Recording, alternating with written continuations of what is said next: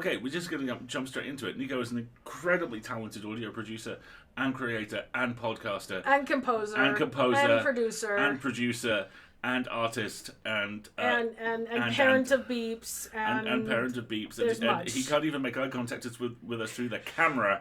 That's how much we're embarrassing him right now. Let's do this. It's going to be delightful. Let's see how much. Okay, keep saying nice things about him while I push the button. Okay, his hoodie's really good. I like his sense of decor. There we go. Hold on. Keep talking. That's who I want to be reminded of. Hey,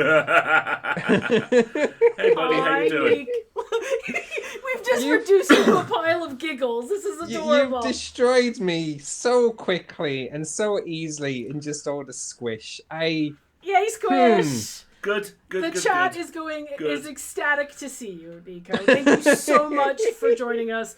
We have a million billion things we could talk about, and I'm really glad you're here with us because you are one of those people who just makes the world better being in it, and it's because you spend so much of your time making sure that other people also get to have really good and useful and learning experiences, and that's so important to us. And there we go. We do talk about Nico. We should have seen that. That was a good one. You're making me cry already. Jesus. Already? Okay. 7 minutes in, we have a new record. Okay, Love Bomb Nico record. I love it. I absolutely love it. You're one of our favorite people, Nico. We're so excited to have you here. It was... I don't know where to start, but like the thing with We Talk of Dreams, it was... Because no one can spell my surname right. So, like, if you hear Vettese, I applaud the person who could spell that without seeing it. So I needed a name that wasn't my name, so I went with We Talk of Dreams. Mm-hmm. And for about 5 years, it was just but it was my composer handle. And then the Panini hit, and I went headfirst into Rustical official Discords, and at the height of Magnus. So like I got dive bombed into the later half of season 5. And from that grew into the community We Talk of Dreams. Mm-hmm. And the thing because I've never liked having the platform above people. If I'm going to be a creator, it's because I want to create things into the world. It doesn't mean I want to be elevated than anyone else. And I see it everywhere, whether people mean to do it or not, and I didn't like that. So it's there's a lot of cult of personality that goes into creation, or can go into creation. Yeah, and so like one thing I've always done is I've always tried to demystify people who create, or people in Rusty Quill, for example, because I don't think anyone in Rusty Quill expects it to grow the size it did. Mm-hmm. And with that, so many of us were just like, what do we do with this? What do we do that? What do we do that? So what I wanted to do is just kind of say, hey, I'm an idiot. I just work in a little place in Lancaster in this room. I do idiotic things all day. I'm a moron, but I just so happen to like creating. And so one of the... First of all, you're not. But let's move on. But like, because people made me I turned 30 during the Panini, and people made me this birthday Discord server full of like arts and things. Aww. And beeps, you stay there. And basically, what happened is that the people in that server made their own little community. So it was like 50 to 60 people. Mm-hmm. And they were kind of saying, well, we don't want this to go, so what if we made a We Talk of Dreams server? And I basically said, okay, we will make one, but only if we make it not just about me. So the tagline we have is creatives helping creatives. Mm. So what I've grown We Talk of Dreams into is a place where people can figure out themselves, can get help, can go to workshops. And the biggest thing I've always ever wanted to do is just bring hope into the world. So whether that's through making music, whether that's through... Do you share genetics? Have I missed something that you have this little brother that I never knew about? I mean, I'm running the family tree as we speak. But it was like... I love making art, don't get me wrong, but I do it to connect with people. Mm. And so... if nothing else, I wanted people to have this space, this community, for them to figure out who they are. And it's gone from everything from people trying to figure out, trying to figure out what sort of art, whether they want to be a creative, or the things that hit me the most, and I cry every single time, but like the community we have in the mystical sphere and in our own little adjacent spheres, we're very, very, very heavily dominated towards people who belong in the LGBTQ plus spectrum, and people, specifically people who are, they don't know how to come out into the world, but they've came out online. Yep. And I've had some very nice messages of people who will use their actual pronouns, their actual name, but they've never heard it out loud before. And it's just it's so tiny. It's such a simple thing that we can do. And you don't even think about it, but to them, like maybe they're late teens, early teens, and they don't know how to tell their parents.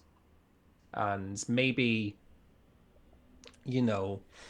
they've maybe it's the opposite. Maybe like they're 30, 40, 50 years old and they've done X job their entire life. Like they've always been this, but they've wanted to try art, but they've never known how to do it or where to start. And the biggest thing that I think we all face is ageism. So like you feel like, well, I'm 31, so I'll use me as an example. So say I'm 31, there's no way I could start over from scratch. There's no way I could learn this new skill or whatnot. And they come into these spheres and they see the people around them and they get this confidence just to be themselves. And it grew from, people who've listened to We Talk of Dreams music, or like they know each other from other Discord servers, and they come into this space and maybe they'll share like, hey, I've just started watercolor painting, or I've just started crocheting, or like I want to be a voice actor. And it starts off that way. And because we've been doing it for over a year now, and I've started doing we've always done like voice call events, or things where people use their voices or people go on camera. And it's gotten to the point where it's no longer about me. I don't need to be in the server. Yeah. It's their space now. And they go from being what everyone calls lurkers, where they don't speak, to being one of the most dominant voices in a very good way, very loving way, and just becoming themselves. They come out about themselves in a space that's safe and that's open and that's conducive. And it's just, I don't know if there's any joy like that in the world when you see someone just become who they want to be. And it's the biggest driving factor in why I do what I do, because I love music, don't get me wrong, and I love working in these really big shows. But when I think about, having one person who connects to We Talk of Dreams versus, like, I don't know, the tens of millions who listen to Magnus, the one person in We Talk of Dreams means more to me than just the straight stats. And I think especially, I don't know if it's just because I'm getting older and maybe I get more pensive. Older. Yeah. Oh. Older, but not old. We're all young. We're all, everyone's younger than Beethoven and he's dead. So, like, we're always going to be young in comparison.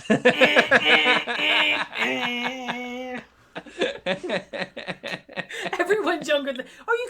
everyone's younger than Shakespeare and he's dead. Exactly. You're always going to win. Like, There's so much in the chat. I'm younger than Homer. Yeah, right? Seriously. There's so many people in the chat talking and sharing their experiences about changing careers late in life. Folks, I left a lucrative, high-paying career in my middle adult age to move to the UK for this tall drink of water and to requalify. It can happen. It's totally valid. Age is a state of mind, and judging by my Lego collection, you can guess how old we are. Lego's amazing. Like, one of my first Lego sets, I was born in 1990, and I remember I had Jurassic Park, and and it was something like my first aeroplane thing. So I had like the aeroplane, and you had the man and the little trolley and stuff. And those are my two Lego sets. I love that. Until you get so much Lego and your parents get so sick of it being everywhere that they just destroy it and put it into one big box, and then it all becomes together.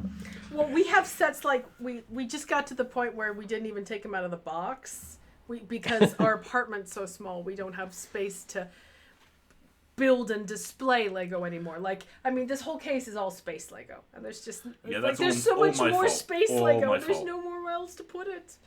Somewhere else to put it. In this apartment, the song goes, "Can you tell me how to get to Sesame Street?" It's in the box on that shelf, but it won't always be that. Right. So before we go any further, we do have a little treat for you. Yes, we do. That I want to share, and I get to I'm gonna put this in the chat because you can't see the chat, I'm guessing, and then. I mean, I say it, but I'm not gonna look. Okay, are you ready? We're gonna surprise you. You ready? Yeah, I feel like I'm not dressed. Oh my god, it's so beautiful! So we're showing Nico, and then chat. Oh, look so at good. the Beeps hat for Oh, Chungus. that's so good. Including Wendy wanted us to especially point out that there are freckles. The freckles are present. Oh, we that's have freckles. beautiful. And I see them. This is gonna look certainly bizarre, so I'm gonna do this off camera. But also that underneath it's a little orange slice. That is. Do you say Wendy did it? Yeah, this is Wendy. Wendy. So Wendy loves to make Chungus costumes, and this is the Beeps costume, especially so for good. Nico. It's so beautiful. It's like I've really seen cute. Like I want to wear it as a hat. I want to be like this is my own little Beeps now. So like I can take it with me. What is it? I don't know if you two have ever watched Futurama. Oh yeah, All many totally. times. The little brain slug things. Yes. Yes. a little brain slug would make a totally cute Chungus hat. Do you want to put him over there so he's? Like I've Are seen. you having a nosebleed? Little bit one. Oh, please excuse us, everybody. I'll step out. Why don't you step out for a minute? And I don't know. I think it's the time of year just where the air gets really, really dry, and he gets a lot. He gets a lot of those. Like I've seen various Chungus outfits. My favorite one's the Peter Lucas one. Oh, the little captain's coat. I like that Yeah. a lot. Have you seen the Martin hoodie that has like a hood? No, and he that has a sounds little amazing. journal in his pocket, and he has a little mug of tea, and the whole 9 yards. Chungus also has a Among Us space helmet with a little antenna. He has a turkey hat. He has a corgi butt hat for when Mike was on stream. Yeah, Chungus has just quite the well, and in chat, look at this. Like I said, it looks like It's an so orange good. slice underneath. That's so cute. One of these days, somebody, like if a burglar ever broke into our apartment and found this container, they'd be like, "This is weird. What's going on here?" That. So show us one of Beeps. the- Show us Beeps. Tell Oh, us I about can show Beeps. you Beeps. So this is the Beeps. This is so, the Beeps. Yep. See, got the freckles. It's beautiful freckles. Got the He's Beeps. He's 2 years old now, I think. Yeah, he's 2 years old. He turned 2 in February. Yeah. So, Beeps came from my friends being lovely. So what happened? Do you remember that Among Us stream we did on our Q streams where we all did it together and we were just murdering each other? Show me the body, Michael. Yes, I Yes, absolutely that's- remember. Show me the body, Michael. Yes. The exact one. And it was like, so 10 minutes before that stream went live, my hard drive crashed. No. And then my backup hard drive crashed as I tried to recover it straight after. And so I was sitting there and it had all my work in. It's okay, it's going to turn good. But it's like, oh, I've just lost everything. Thankfully, I had Google Drives and I had a SoundCloud and I managed to save about 90%. But I found out about a month after. And my friends were like, how are we going to cheer up Nico? And so my friends Crunchy and Skull got me Beeps. And very soon after, I started streaming and he became my comfort crew. Nice. And one of my... I'm actually right now. Oh Let's see yes, as well. it's adorable. I love the hoodie. He's Absolutely became love like the hoodie. my mascot, my son, my everything. Like I've now got 11 comfort crew members, but at the very start it was just Beeps. And I he's have a jar of lovely. sourdough starter with an extensive cosplay wardrobe. Who's This possibly- is what the internet is like, isn't it? This- you don't know. Was it the Lost Ark UGG or the one before that, where they did the pets of Rusty Quill? And there was it this was the brief last moment one. of extreme confusion with Chungus. Was like, is that ashes? No, it's a sourdough starter. Oh, thank God! It's the ashes. I remember getting a frantic message at like 4 a.m. going, "We have to put Chungus in the calendar." I'm like, "What? Huh? Am I dreaming? Am I dreaming? You need a photo? What? Yes. It was Yeah, it was Tessa. Yeah, I remember that. It was Tessa. Yeah, because I had to get one with Jake when Jake was actually So Jake is my cat, for those who don't know. He's a black void of a cat, and he's very grumpy, and he doesn't like photos. Black void cats are the best black cats. And yeah, I got a DM asking, please, can you just give me a single photo of him looking dirtily in camera? It's like, you don't know what you're asking of me, but I'll try my best. Grumpy black cats are the best sort. The ones whose default mode is fucking what? Yeah. What? Why are you interrupting me? And they're also like complete stealth mode. We babysat a couple of black cats while a friend went on holiday, and the first night they were here, they were fine. We woke up the next morning, we couldn't find them anywhere. They disappeared, and we're on like the third story, and we're like, oh God, did they get out of a window? I'm like out in the alley behind the building looking, this is convinced 7 a.m., by the way. There's like some cat stuck up a tree or something. It turns out they were just under a pile of clothes. In a closet. Yeah. We actually had the classic moment of you look in the place you've looked 3 times, pull some clothes to one side, and the little shit sitting there like, what? I was taking a nap. I'm hungry. Yes, exactly. Because my cat doesn't like my cat's a rescue cat, and he doesn't like physical affection. Mm-hmm. But he will decide that if you're coming to the room where he sleeps, that must mean you've woken him. That must mean you're going to feed him. So I've always contract. He always just appears out of nowhere, jump scares you, and it's like, come on, we're going to go get food. My partner's cat is the exact opposite and does what you were just saying then, where they hide.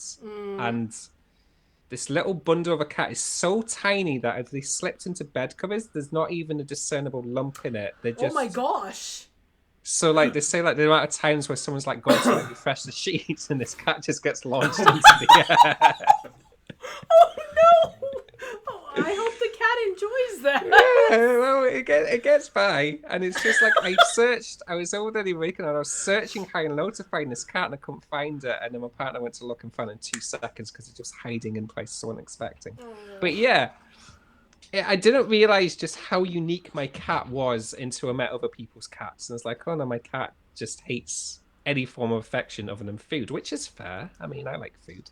I know people who hate any form of affection but food, so, valid life choice. It also reminds me there is a fantastic YouTube channel which I recommend to anybody who has worked as the staff of a feline property owner. John's Kitchen, which is this couple who live... Yes. You have experienced the magic of... Is it? Pokey. They're just massive asshole cat. Yes, I love that channel so much. The aesthetic of it is just... It's this couple who live in Japan.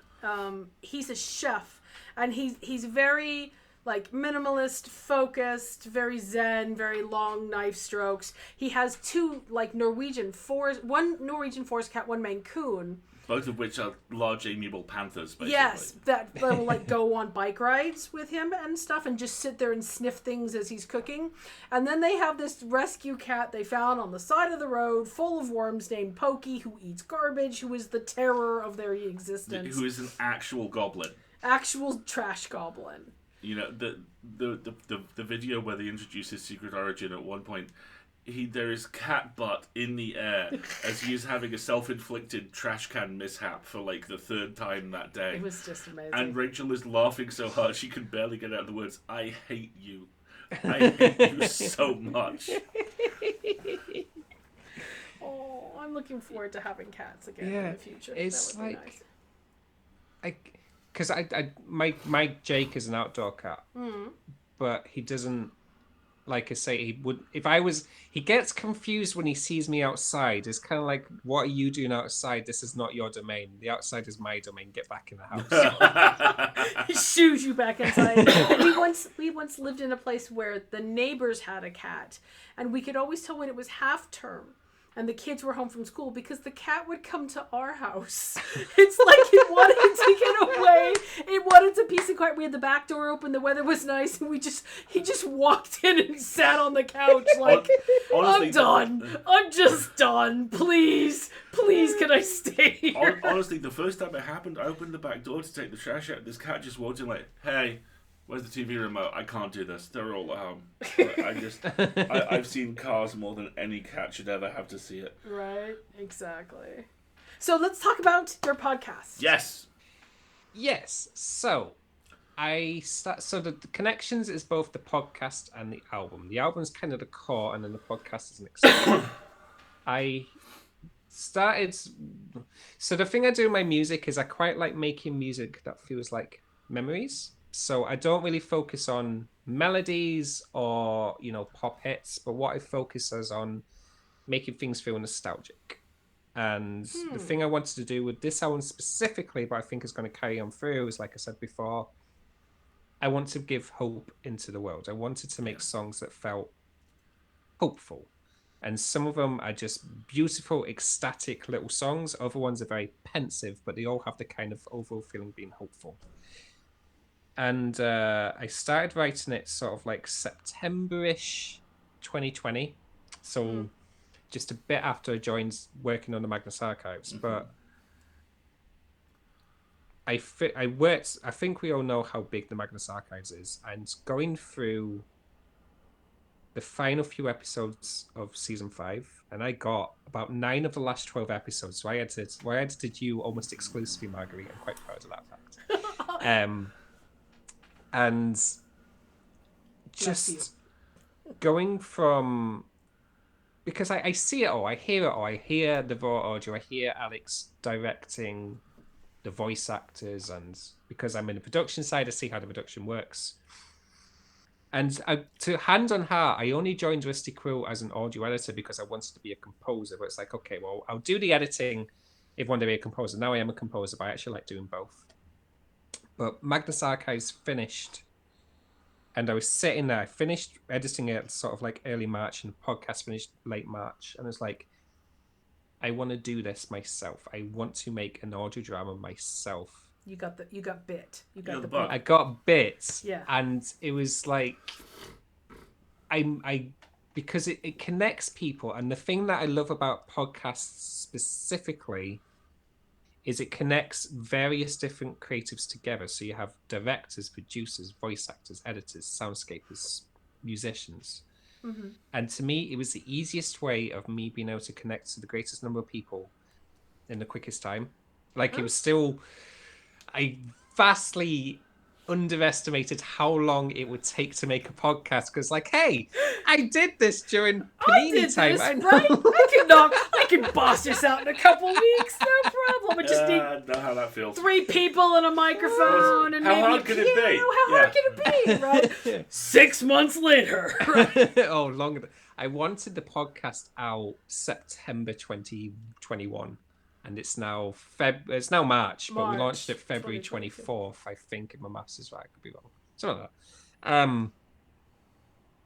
But the way I did it, I wanted an audio drama that was hopeful and somewhat happy, because although I love working on horror podcasts, although I love working on true crime, I didn't see a lot of audio dramas out there that focused on the happier side. And I wanted that. I wanted that mostly for myself, because I wanted to inject that into the world. And so what I did, I finished the album first, and then I sourced 5 writers. Some of them are really, really established, like Mark Nixon, who does Shadows at the Door. Yeah. Daniel Foytek, who does Wicked Library. Like, they've been doing it for years and years and years. And before they did that, they've been a writer for decades. But the other side, I wanted representation, but not just people of color, not just gender and sexuality, but also experience. So I brought in writers who have never written before, and it trickles on through. So I have voice actors who have never had their first gig before. Like in episode 1, Sam Poole, who plays Marwick, that was his first paid voice acting gig. What? You're kidding. Fucking stunned by that. He's really good. Like I've sent an email to my producers saying, "Yeah, get this person some short story narrations, please." Because it was just So I sent out an audition for. Well, I'll go into that. I'll talk about the writing first. But what I did, I got 5 writers. I gave them a track each, and I said, "Write me a flash fiction audio drama." you can do what you want, only you have to promise me you're writing the story that you want to say, and it has to end on a hopeful note. I was very adamant about that because we have non-binary writers and we have people like, one of the things in episode 1 is there's an ace relationship, and that doesn't really crop up much in any media, let alone podcasts. So I wanted to make sure we had that representation throughout. And not just that, like, this is going to sound a bit weird, but like most voice actors I know are based in London or are American. So I wanted characters who were either Northern or who were Scottish. Yeah. I have quite an affinity with the Scottish accent. My partner's Scottish and I love Glasgow. Anyway, I when someone's Scottish, I get very attached. So it's like I want this in my podcast. Nico to Mick and Patty. No, you laugh. I'm writing it down. Once I write it down, Nico, it gets Nothing done. escapes the specific gravity of the to-do list. All right. So yeah, and then once I had the scripts, I went into the casting. Is the thing that I underestimated how long it would take. It takes a fucking long time, especially when you have a very specific character in mind. Talk to us about your approach to casting, because first of all, I just want to ask, we're going to talk about the first episode of Connections, which they came out 2 days ago, I think. It came out last Thursday. So it's been about 6 days. Now that you've described it as what I would call an audio anthology, so these are standalone short stories, I'm less concerned about warning people about spoilers, because there's not going to be sort of a through narrative that might get spoiled. So we are going to talk about the first episode, but the voices associated with the characters were not what I expected. And I love being surprised like that. So talk to us about how you approach that. So half of it is biased by the writers. So I had M. Regan, who has written for many places and is a published writer in their own right. But they were a fan. They wrote a story for Shadows at the Door, which I'm a composer for. And that's where I sourced them from. And then in between me sending them a track to write a story and them sending it back, I found out they were a big Magnus Archives fan. And so I said, well, here's a thing. I could probably get one of the Magnus Archives people to voice act. So keep that in mind whilst you're writing the story. And they came back. And I saw Kale. And I was like, there's only one person I know who could pull that off. And that's Faye Roberts. Because what Faye does, Faye has this voice where it feels so powerful and so confident, but it's so delicate at the same time. And I learned the good thing that Alexander J. does, he teaches you how to edit people so they still sound like people. So you leave, like Martin is a very good example of this, because you hear Martin stutters and voice cracks and like. Yep. You carry that through for the other characters. So like I've edited Faye a whole bunch, and I know how to EQ Faye to bring out their voice. Their voice is very, very, very present, and it's very close to the microphone. Yeah. And when you do that, you hear each T K sound you hear when they gently sigh. And the whole thing with Kale is just this very inquisitive person who has also lived far longer than Marwick has, and just has this aura about them. But it's this kind of aura of the way it presented to me is this character has a lot of experience and has self-knowledge, but not confidence. And that delicacy you talked about is very much there. This is a very, like, Kale is overextended. This is not something within their experience. Yeah. This is a unique experience for an old person. And so the way that they navigate it and that they approach it seems very odd, but makes sense to them, but doesn't make sense to us because we don't know everything about Kale. The director notes I gave Faye. So this was Faye teaching me, by the way, because I'd never directed before. This is my first time directing. Faye basically told me, like, it helps them a lot if you say what the character is feeling rather than what you want the character to do. So I wrote for each scene, Kale is feeling this, is thinking this. You decide how you're going to interpret that. So the way I interpreted Kale was that it's almost like they feel like they have he has an entire encyclopedic knowledge of the world, and then he meets Marwick and he can't read Marwick. And it's like, why can't I read Marwick? Why is he doing this? Why is he doing that? And it's this whole, for me, it's more about Kale discovering what love is, discovering what hope is, discovering what life actually is, because being they've been surprised as an older being. Yeah, exactly. Because like Marwick has, there's going to be spoilers. We've already said the spoilers, but it's going to be spoilers. But I need to do it to talk about Marwick. Has just kind of accepted that he would be alone his entire life.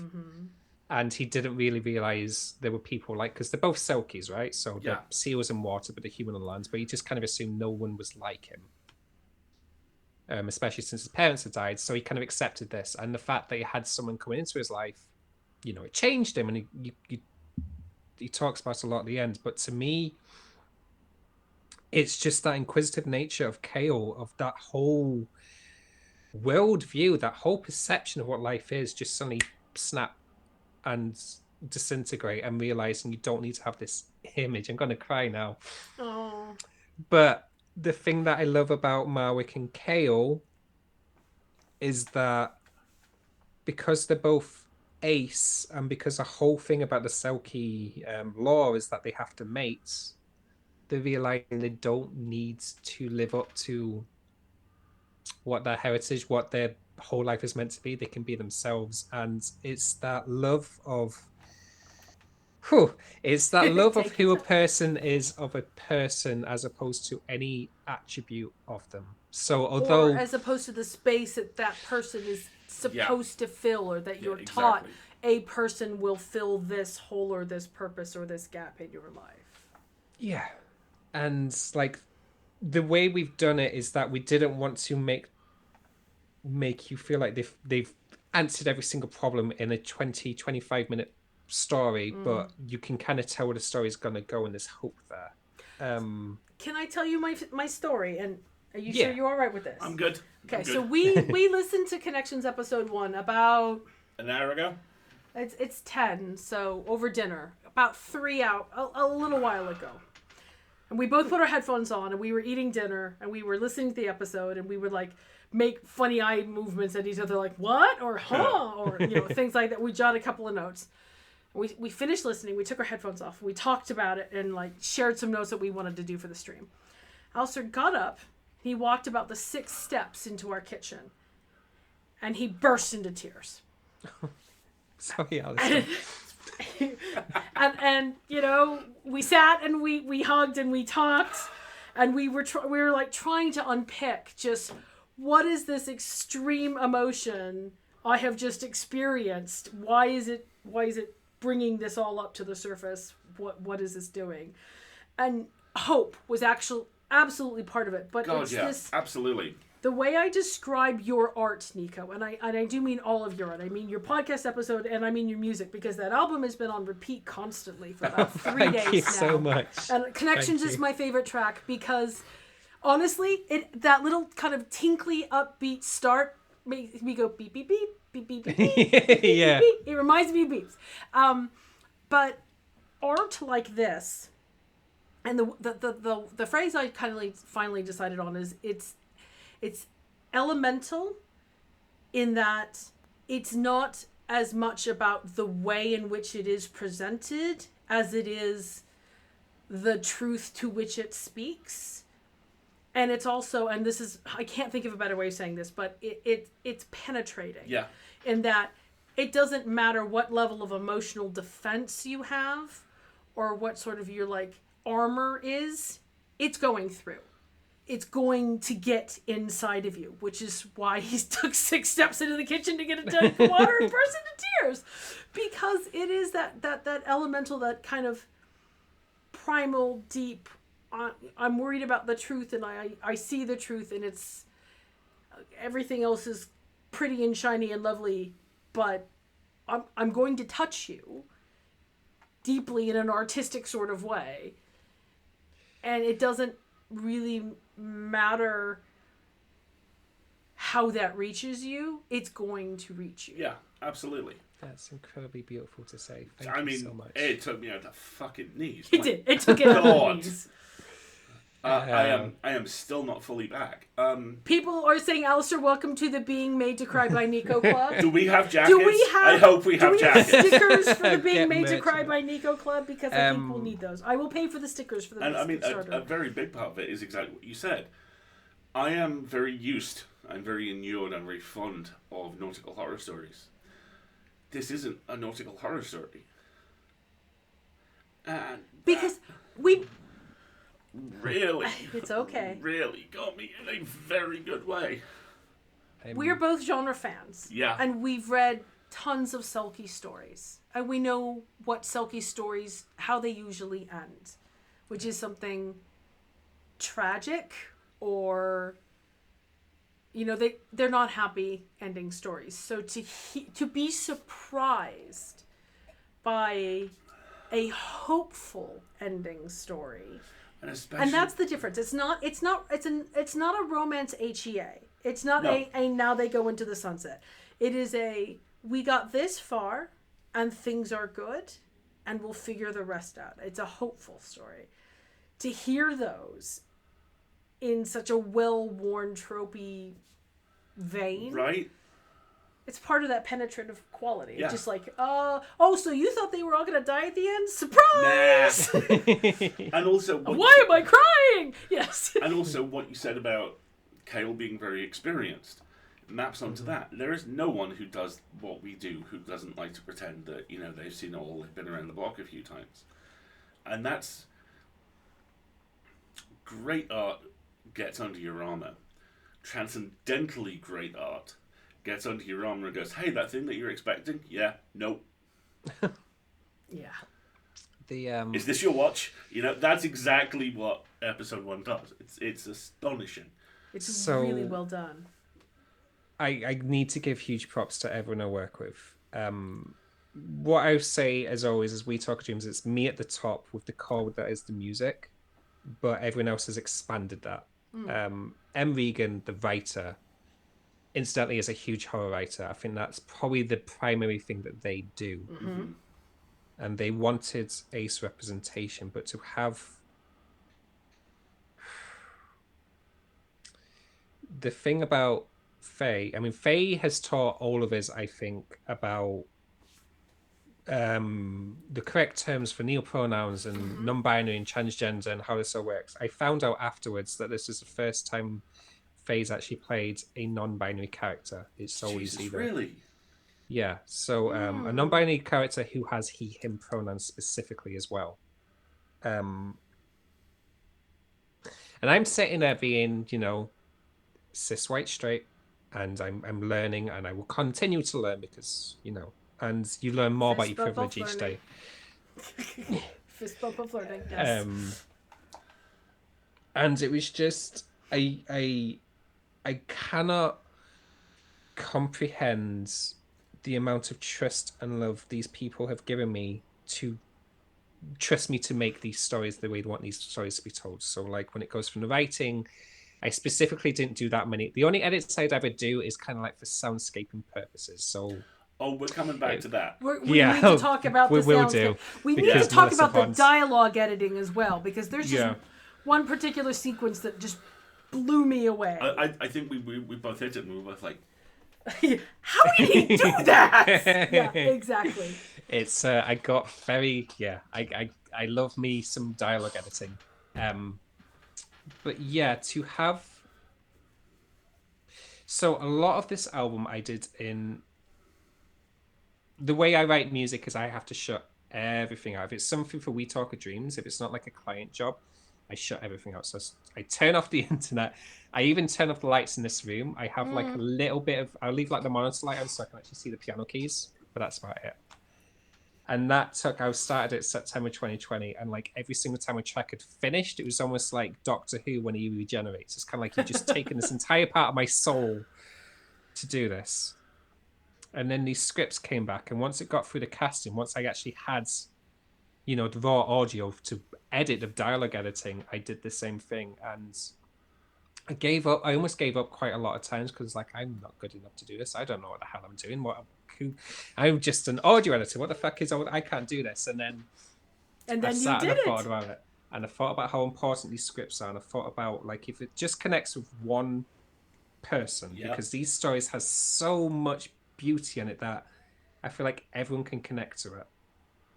It's like, no, we've got to do this. And I finished the first vocal cut edit and I listened back, and it's like, no, there's something here. This is more than just me being proud of having this. This means more. I've never felt so strongly attached to something my entire life.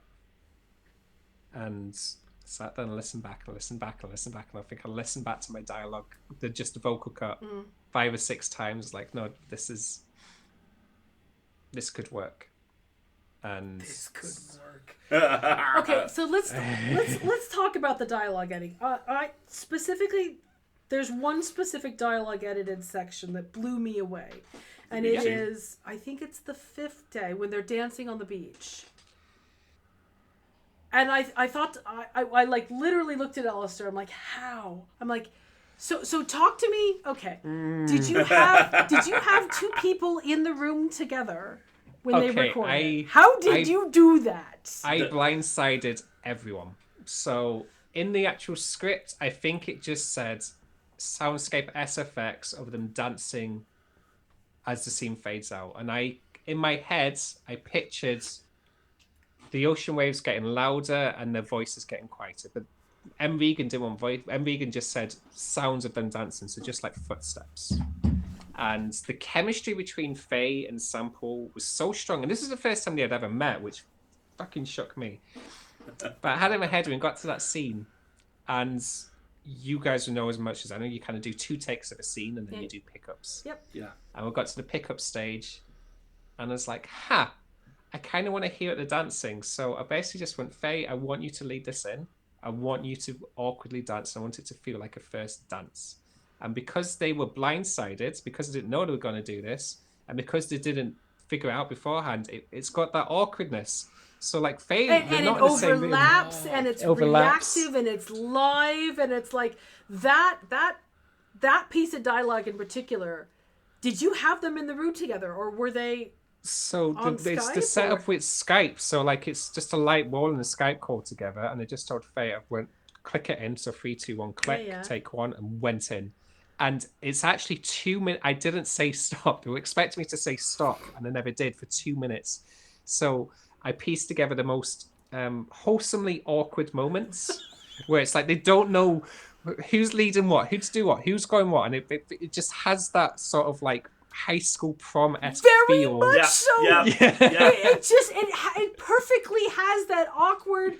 I'm invested in this person, but maybe not this activity. So I'm gonna try, but I don't know what I'm step doing. On something. Oh God! That is magical. Yeah. That sequence in particular is just amazingly magical. I'm all good. All right. Every time you get emotional, you get a nosebleed. We're doomed. It was completely unscripted. I almost didn't ask it of them, and I'm very glad that I did. And so how did this is a first experience for you? You're learning on the fly as you're doing this. What are some of the really key takeaways that have stuck with you that you're like, I'm really proud of myself for trying this, or oh no, that didn't go nearly as well as I thought it would, or like what did you're all about building community and helping people have formative experience. What was your formative experience through this? Great question. So the first thing I've always done, no matter who I work with, no matter what I want to do, I want to bring them into the fold. So it's not the thing that's different with Connections to any other podcast. Is I'm not telling them what the characters are. They decide what they want the characters to be. If I've casted you, then you've hit the mark. You have full control of what you want this character to do. So it works to cast. So like Marwick, who was played by Sam Poole, I had over 100 auditions. And it's kind of like you can't explain when you're attracted to someone. You just know when you're attracted to someone, and it's kind of like I just knew none of these voice actors were who I was after, and then I heard Sam, and it's like, no, that's my Kale. That's my Marwick. That's the one I want. Casting is an art, not a science. It's like I couldn't tell you exactly what it is about Marwick that you fit, but I just know you're it. So you bring on. The biggest thing I would say, as always, it's probably going to sound very obvious. Make sure everyone's comfortable. Make sure they take lots of breaks. Make sure that it's a blame-free zone, so if they have any questions, no matter how late into the recording it is, they can ask them and we'll work it through. These guys being incredible as they are, that never cropped up. I just wanted to give them the option. The biggest thing I would say, so the way I do directing, I do 2 takes and then pickups. The first take, I just say we're just going to do the scene. I'm not going to give you any notes.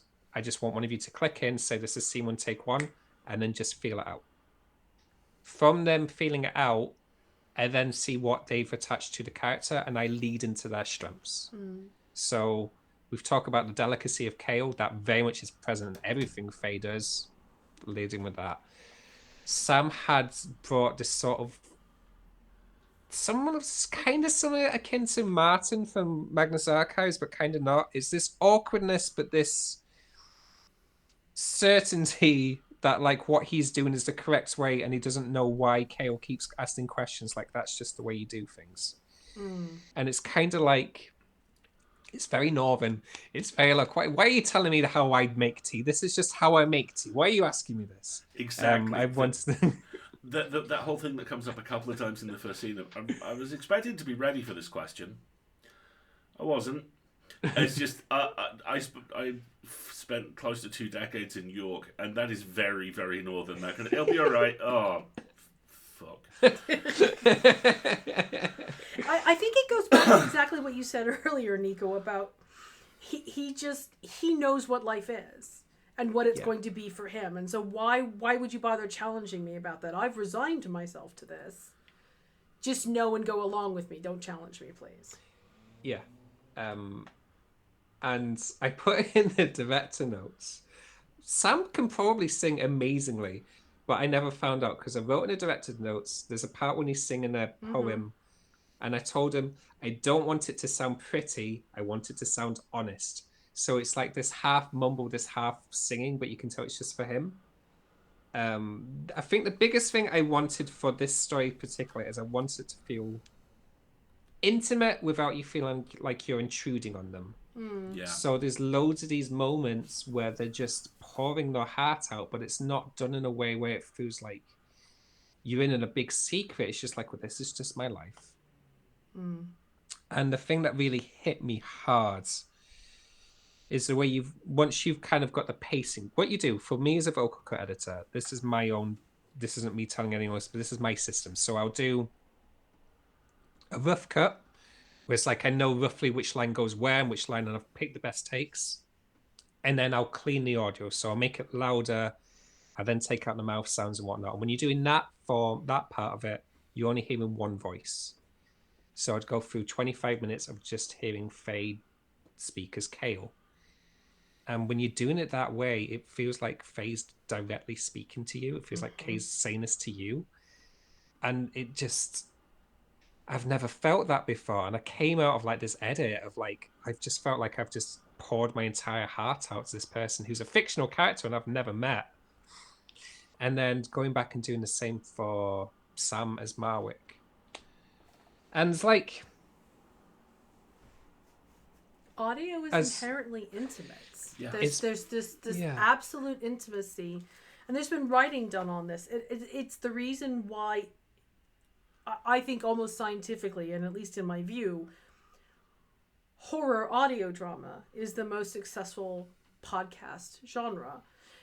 It's because the intimacy of audio is such that, you know, when you read a book and you get to a 12-page dinner scene, lots of people skip forward. They're like, yeah, I don't have to engage with this. I can move forward. You can't do that with your ears. You can't cover your ears the way you would cover your eyes in a horror movie. I watch Scream on the floor of a cinema like this.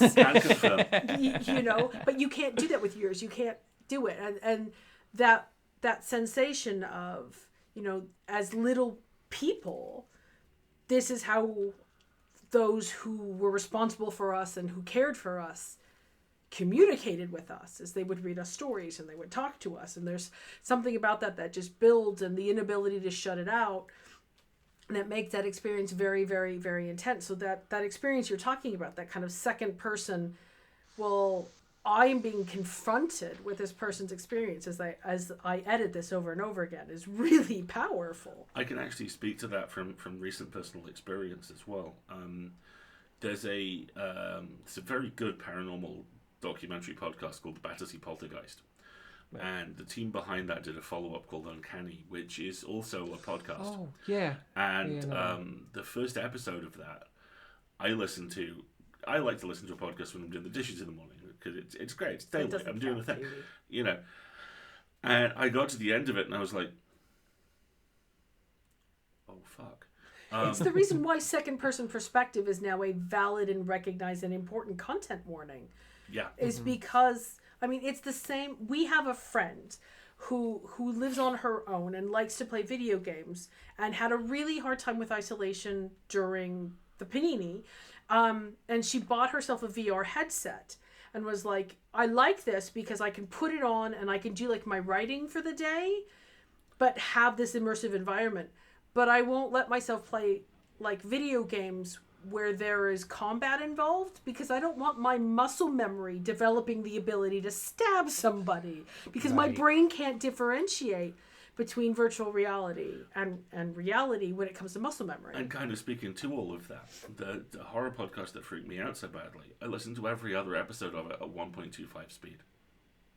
Oh, yeah? Because it was just a little weird, a little too fast. And it was all still very intense and very earnest. It was all quite close to the camera, but it was all about this kind of speed. So it was going really quite quickly. And my subconscious didn't have time to go, that. Those will be your nightmares tonight. It hurtled past. I was like, thank God, got away with it. Can I ask a question about that? Because one of the things I wrote down in my notes when we were listening to Connections earlier is there's something you've done with the overall editing, not just the dialogue editing, but the whole pace of the episode. That's uncommon, and I'm curious if it's intentional. And that is, it's not slow, but you give a lot of emotional breathing room in the pacing of the story and the music and the intro and the outro.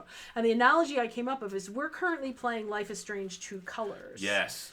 And one of the things I really like about that video game is that it builds in these little sequences where you kind of, the game isn't going to skip. You have an FMV, it builds in this time where you can sit with the emotion or the enormity of the experience without like force. It's not like I'm going to make you think now, but it's, you need a breather. I know you need a breather. I'm going to build that into my narrative very powerfully. And you're the first person I've heard do that in audio. And you are not going to be the last, I promise. And that was, one, freaking brilliant, and two, was that intentional? So, I've also spoken to the Soundscaper, because the Soundscaper does the same thing in later. This episode too, but it really expands in the later episodes. Studio Ghibli, or Studio Ghibli, depending which way you pronounce it. In a lot of their movies, they have these little bits at the end of scenes. So maybe it's someone just preparing dinner. Maybe it's just someone looking at the sunset. It's like there's very thoughtful moments and just calm moments before the next scene starts. Mm-hmm. They don't need to be in there for the plot to advance, but they're in there to give the breath. I love that because I've always been taught in music, it's not so much what you're playing, but it's what you don't play as well. So a lot of my music, there is energetic tracks, but a lot of it is very drawn out and I want you to really feel it. So there's a lot of like gaps between it, and there's lots of beats and lots of pauses. It's almost like negative space. It's exactly negative space, yeah. And once you add the soundscape on top of that, so when I won't give kind of spoilers, but there's episodes coming where Melissa Pons, the soundscaper, has kind of extended the pause and you just hear the soundscape. And there's not any stutters, there's no sighing. There's just a silent pause. We're set like no, the characters aren't speaking, but you hear the soundscape. And it just adds so much weight to what's about to be said. Yeah. It's I did it as a love letter to Ghibli because I love that about the movies. Melissa Pons did it without even realizing, and I'm very happy you picked up on that. No. It was really, absolutely. It was really characteristic because whenever I listen to something or engage with something, I like to find comparators and be like, what is it that works about this for me? And what's another experience I've had that's similar, so I can see if I can draw any parallels. And the other video game I was thinking about is Eco. Yes. The Last Guardian, Yeah. that kind of group of games. Like one of my favorite game mechanics ever is that in Eco, the way that you save the game is you find a bench and you take a nap. And there's just one particular little tiny, almost lullaby piece of music that plays, and that will play until you budge the game and wake him up and continue. I can't tell you how many times when I've been stressed, I've put that piece of music on loop and just fallen asleep to it over and over. So having that intentional pause, that thoughtful opportunity for reflection without without applying any weight to it, not making it and now we will process our feelings, but just giving that opportunity, that space. It's really well done. See, Thank you. Now you mention that actually reminds me of something else. There's a very similar mechanic in Death Stranding. Where I know, right? Where Hideo Kojima. Yeah. Where you can, because your job is to haul be Norman Reedus post-apocalyptic mailman. You're normally carrying an awful lot of stuff, and you can take rest, and even nap. And the longer the rest you take, the larger the cairn of stones you leave behind that every other player on the server sees. So you're leaving a literal trail as you make your way across the world. And the moments of kind of quiet and calm you find, other people can find too. I like that. I really like that too. It's again, it's just the pauses in between the dialogue which just add to it. Yeah. And I learned that a lot through audio editing from Rusty Quill, but I just learned that from just, like I say, I shut off the world, and a lot of this editing was done from like September 2021 onwards, and then I finished the vocal cuts start of February, and I personally went through September to December was probably one of the hardest parts for me because there's a lot going on. There was a lot of troubles in my life, and there's lots of hard realities I had to face. But through it all, I had connections to keep me focused, and it was like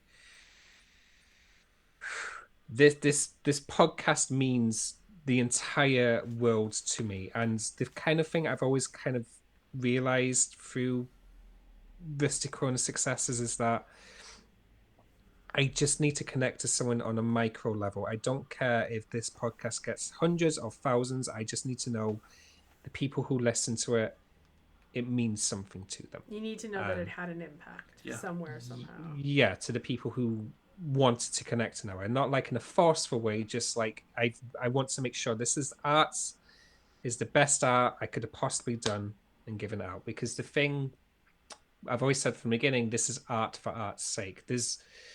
We all know how expensive audio dramas are. There's no way I will ever recuperate anywhere near close to how much I put into it, but I don't care because I wanted this art to exist.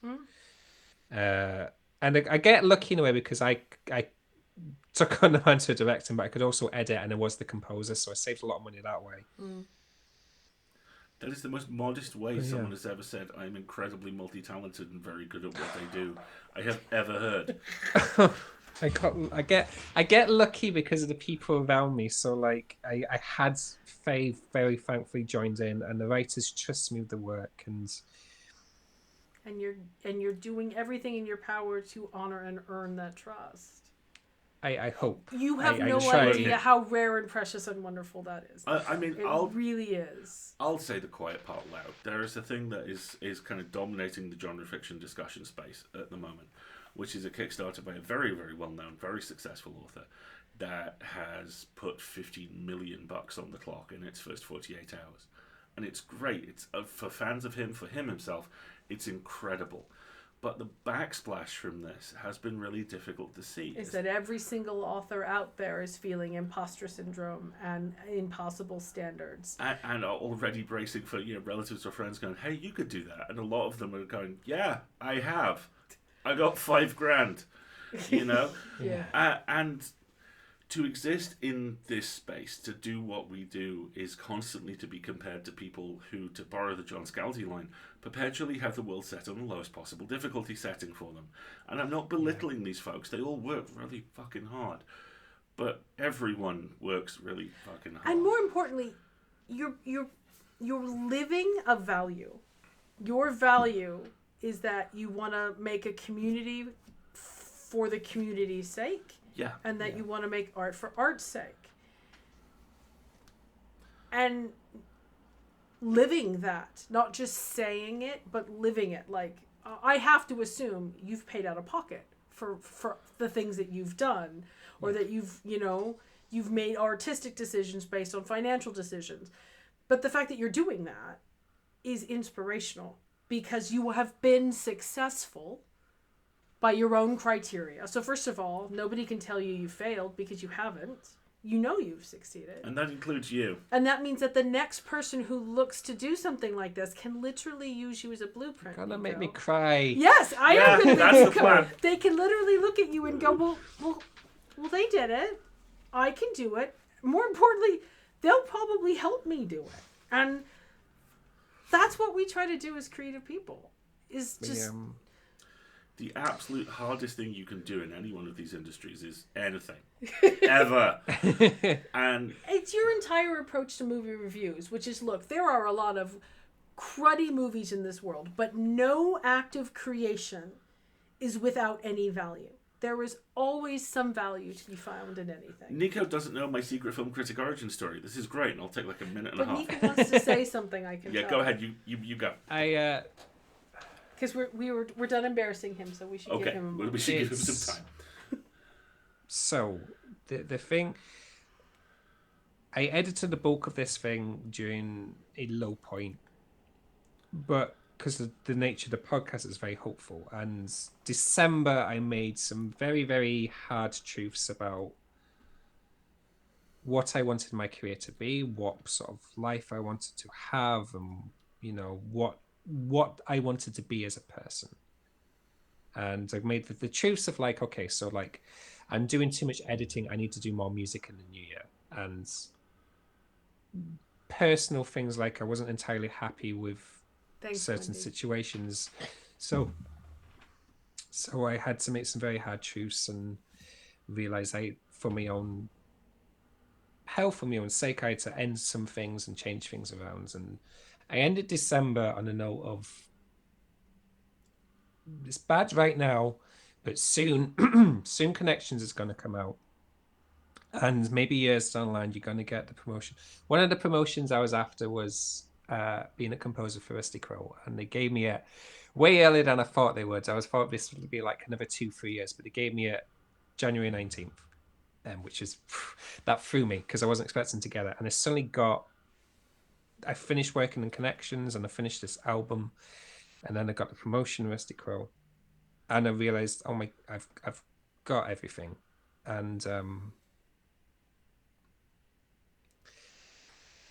Now so the last episode of Connections, one of the writers, I don't want to say too much, but basically during that recording session, I discovered who I was. Do you want me to try and summarize? No. I can do it. During that recording session, I realized who I love, and through Connections, me and my partner discovered that we loved each other, and one of the things we always talked about with Marek and Kale is that sort of breakdown of, you know, who you think you're supposed to be and who you're meant to be like, and, you know, what you think, how you're meant to be in relationships, this, that, and the other. And then to suddenly realize that you don't need any of that because you have the love for the person as opposed to the so it's like it's not their attributes, it's not like they're beautiful, it's not like they're really good artists, but it's because of who they are as a person. Yep. And I think that rings true throughout the entirety. You'll hear it throughout the entirety of Connections. And I suddenly got that as well. And so like January, the flash between December and January, intense. And still very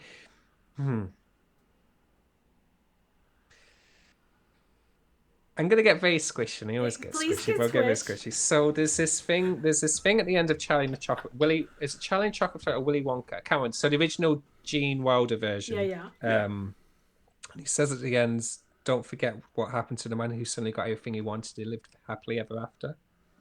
And that hit me all at once. January 19th, on that day, is when everything came to me at once. It's like the whole universe says, "I know exactly what you want, Nico. Here it all is at once." And I just went, I don't have to try and get myself into the room anymore. I'm in the room. I don't have to make the podcast. The podcast is made. And I just had this clarity of what my life was going to be like all at once, because I'd never figured out various aspects, and it all just came crystal clear. It just felt like you grew up on one day. Yeah. On one day, and it all hit, and it's like... It was probably a fucking Tuesday, too. It's always Tuesdays. It was a Wednesday for me, but I can see it would be a Tuesday. And just this sudden realization that I've spent like decades in the past 7 years specifically trying to get to who I am, both as a person and as an artist, and it all hit at once. And it's no longer trying to make it. It's now like, you have made it, what you're going to do with it. And I don't want to sugarcoat it, because the anxiety is a pain, because I get anxiety and that will hit days. But that's just part of life. The absolute joy and the happiness that comes in, and it all came from just making this art for art's sake and making the music I wanted to make and just discovering who I was and discovering what I wanted to do. It all materialized January 19th. And I really like that the podcast is out now, because I've been living with this happiness for so long, and I can finally say, look, this is what it's done. And I love each and every individual episode, and I put my entire heart in it, as did every single voice actor, as did the soundscape. And Melissa Pons, the soundscape of Fuck Me, is incredible. Right? So good. But the last episode, because it was written by my partner, and I'm not going to ruin the plot of it, but it will hit so hard to home for so many people in the best possible way, and it's going to feel so hopeful and so beautiful. I'm crying already. Oh, dude. Yeah. God. And the thing I did, so like, you've listened to the first episodes, like the track, I specifically didn't score anything other than put my music at the end, because I wanted people to hear the audio drama and then hear what inspired it. And I didn't add the music into the last possible moment of uploads, like 2 or 3 hours before uploading. I would add it and set it up to thing, because I knew it'd break me. I asked the writers to put these pregnant pauses. I wanted the last line of every episode to feel like the most important line. And so there's a gap where I can slot the music in. And like, I asked Melissa to just add like another 10, 20 seconds of soundscape so I can add music. So the soundscape gently fades out and the music gently goes up. And knowing, I've never told people specifically what I wrote the music about, because I want people to attach their own memories to the music. But I have very, very, very specific heartfelt moments of it. And hearing how the writers and the voice actors and how we've interpreted the podcast for that track to be, and then hearing that, and then it trickles through, because then the last episode, the one my partner wrote, and I wrote this song, it has a very, very, very personal thing for me. and we've made that song like our song. Like, you know how couples always have that song. Oh, We made this song. I won't tell you which track it is, but you could probably figure it out eventually. In 22 days, according to the chat. Yeah. And it's 12 days, or not? It's 22 days it is. Hey, Yeah, Jesse. 22 Just... I can't wait to hear you talk about it more when you're ready. When you're ready. Yeah, and I'm so it's just happy going for from... No, I am. I'm serious. Trust me. I mean, long-term relationship, finally getting to meet in person, having to do everything through email and FaceTime, and having those moments, those formative experiences. There's literally a screenshot on my computer of the GPS coordinates where we first met. Yes, which will eventually be on this arm. Which is what he wanted as a tattoo. So, I'm all about squish. This is a squish permissive zone, my friends. Don't worry. Squish permissive environment. Exactly. I won't give exact things because this is a stream. I've got to remember, it's not just us three in a room. But it was the same thing because we had known each other specifically online for 2 years. I mean, I was in a relationship beforehand, so I didn't... One thing, and I wasn't going to do anything on it, but I didn't know until after I was single, and then we found out. And I went through the things where it's like, okay, so you know each other online, but obviously that connection could only be online, and then you move on to like voice text. This is sounding like, very familiar. That connection must only be that. You can't hype yourself up. And then we had like phone calls, which lasted way too long than it probably should have done, and then virtual dates where it's like a Skype chat, and then still my head was going, yeah, but it's just, you can't, it's just that. And then the first actual in date, and it's like, okay. We spent that whole first dinner going like this. It's like, holy realizing they were three-dimensional beings because we had been talking on flat screens for a year and a half. It's... Luckily, I got to streamline that. So, like, although we've known each other for 2 years, once we figured out we liked each other, I got to see within, I think, 3 days, something like that. So it went, and good because I long distance. I can't imagine having met in person. Anyway, 18 months, 8-hour time difference. Oof. Yeah. That's painful. That's very painful. You get creative. It worked. Nico, this has been positively delightful. We've been talking almost an hour and a half, and I want to make sure that I'm being respectful of your time because you have a lot on. Tell us about... So you need to take a break, obviously, and bring this artistic baby into the world. What do you think about next? Are you thinking about what's next? So client-wise, I know. So the way when you know as much as me, when you are a professional creative, you have client work which will pay the bills. That's all lined up. Plus a few creative projects I picked up for under what I usually charge because I'm really excited to work with these people. I did tell myself this is the only podcast I'm ever gonna do. That was a dirty, rotten lie, and you know it. I bloody made the thing. So 2 things that are going to happen. One thing is I want to branch into video game soundtracks. I want to find clients who make video games. So that's one of the goals of 2022, to be honest. What I think I'm going to do is I'm going to continue this method of presenting. So there will always be an album, and then it will most likely be a podcast. Only 5 or 6 episodes, but I'll put everything into those episodes. The album's going to be 7 tracks long, but I want it to be my best work. And I think feasibly I could only do one every 2 years. So in between the podcast album, I'll probably release like a little EP of 2 to 3 chunks. This may change because, but hand in heart, I found exactly what I want to put out in the world, and now I just want to do more of that. So We Talk of Dreams is going to continue in this format of bringing creatives together, both in the community and both in the arts and the podcast and the music, and carry that through. because it means so much. And the thing I wanted to make sure is that I wanted people to feel like this is their podcast. So if you're a voice actor, if you're a writer, if you're an artist, if you're a listener, this is yours. You choose what you want to do. You make it into what you want to be. And people did that. And because people are incredible, they trusted me to do the stories they wanted to share.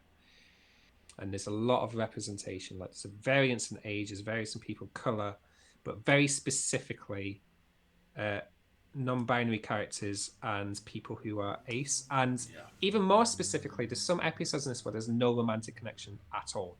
Like zilch, but they connect. And I felt that was very, very important because you always see it in media that there must be a romantic connection of people bonding. The default assumption that there has to be a romantic or a sexual connection in order for there to be a connection. So. And that's Shakespeare's fault, who we're all younger than. Yes, that is we're all younger. We're all good younger point than to end. Shakespeare. So tell us where... I'm going to put some more links in the chat. So tell us where you can find your lovely, lovely things. So www.wetalkadreams.com will have everything I do, and that's all the We Talk of Dreams stuff. Most people will also know me as Rusty Quill. So I am a music composer and audio editor for Rusty Quill, and specifically I will be taking on Chapter Multiverse, which the original name was RQG 2.0. It's the next actual play podcast. And my mind just went completely blank. Oh, and then Shadows at the Door, which has Mark Nixon and David O. And David O has been on every single podcast known to man. And the ones that he hasn't, Alan Bergen's been in, and the one Alan hasn't been in, maybe you have. Yeah. I don't think we've ever Between you, Kareem, Alan, and David, I think Kareem, you have like the entire freaking audio drama environment. Yes. And I don't think we've had any of them narrate for us, and we really should. David has. I don't know if Kareem has, but I think David Alt's done a short story for EA. I'm fairly certain David's done continuity announcements at train stations at this point. I wouldn't be surprised. I really wouldn't be surprised.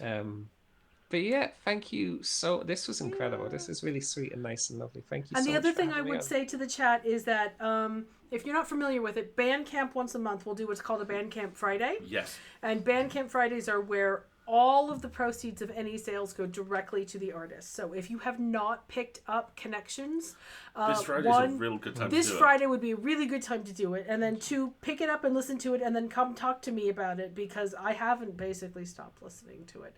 It's really... the first track, Connections, has very beeps vibes. It does. It's got very vibe. big beeps. Big beeps vibes. It should Big also, beeps energy. it's also worth pointing out that Bandcamp was bought by Fortnite about 10 hours ago. What? Oh, yeah. The Epic Games. Yeah. Epic bought Bandcamp. Epic Games have now bought Bandcamp. If they Comixology it, I'm gonna riot. Okay, real quick sidebar. There are many reasons I know I am with the love of my life, and one of them is that independently we have used "they'd better not Comixology this" as a verb today.